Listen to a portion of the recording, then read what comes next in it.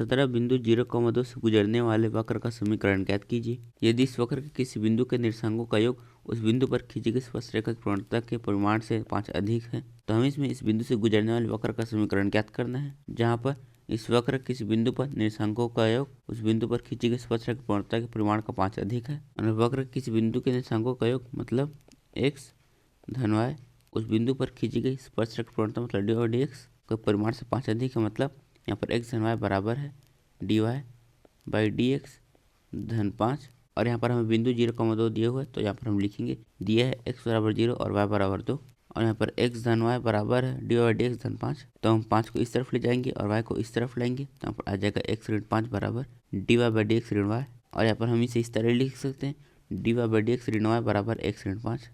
तो यहाँ पर अब हम इसकी तुलना dy बाई dx धन py बराबर q से करेंगे। तो यहाँ पर p है ऋण 1 और q है x ऋण 5। तो यहाँ पर आ जाएगा p बराबर ऋण 1 और q बराबर x ऋण 5। तो अब हम इंटीग्रेटिंग फैक्टर ज्ञात करेंगे जो होता है e घात समाकलन p dx। फिर हम यहाँ पर p का मान रखेंगे जो है ऋण 1। तो यहाँ पर आ जाएगा e घात समाकलन ऋण 1 dx। तो अब हम इसका समाकलन करेंगे और हम ऋण 1 का समाकलन करेंगे तो यहाँ पर आ जाएगा e घात ऋण x। तो अब हम व्यापक हल ज्ञात करेंगे जो होता है y गुणा i है बराबर समाकलन q गुणा i f यहाँ पर dx। और यहाँ पर i f है ये और q है ये। तो यहाँ पर आ जाएगा y गुणा में आ जाएगा e घात ऋण x बराबर समाकलन। तो यहाँ पर आ जाएगा x ऋण यहाँ पर आ जाएगा 5। फिर यहाँ से गुणा में आ जाएगा e घात ऋण x फिर यहाँ पर dx। तो यहाँ से y गुणा e घात ऋण x बराबर हम इनका समाकलन करेंगे और यहाँ पर ये दोनों गुणा में है तो हम इसमें दो फलनों के गुणनफल के समाकलन का सूत्र लगाएंगे।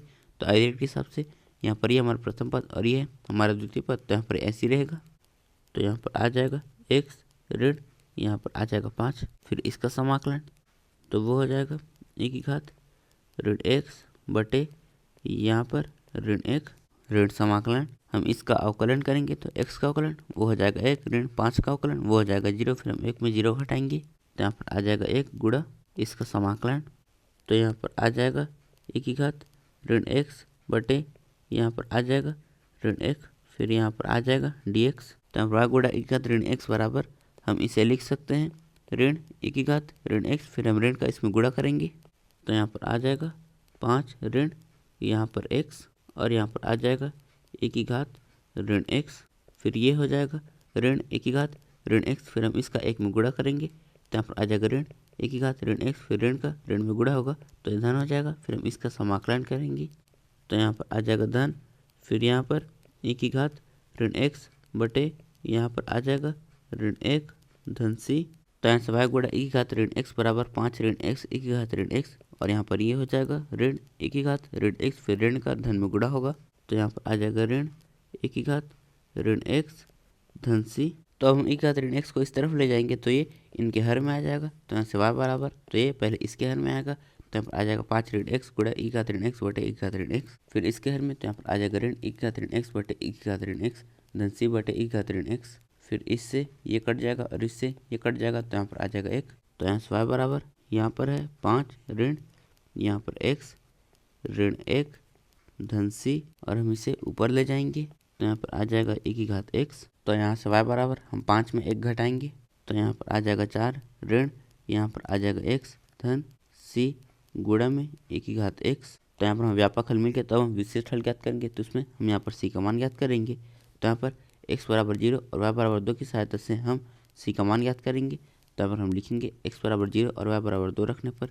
तो यहाँ पर आ जाएगा 2 बराबर 4 ऋण 0 धन c गुणा e घात 0 फिर यहाँ पर हम 4 में 0 घटाएंगे तो यहाँ पर आ जाएगा 4 फिर हम 4 को इस तरफ ले जाएंगे तो यहाँ पर आ जाएगा 2 ऋण 4 फिर हम 2 में 4 घटाएंगे तो यहाँ पर आ जाएगा ऋण 2 बराबर e घात 0 का मान होता है 1 तो यहाँ पर आ जाएगा 1 फिर c का 1 में गुणा तो यहाँ पर आ जाएगा c।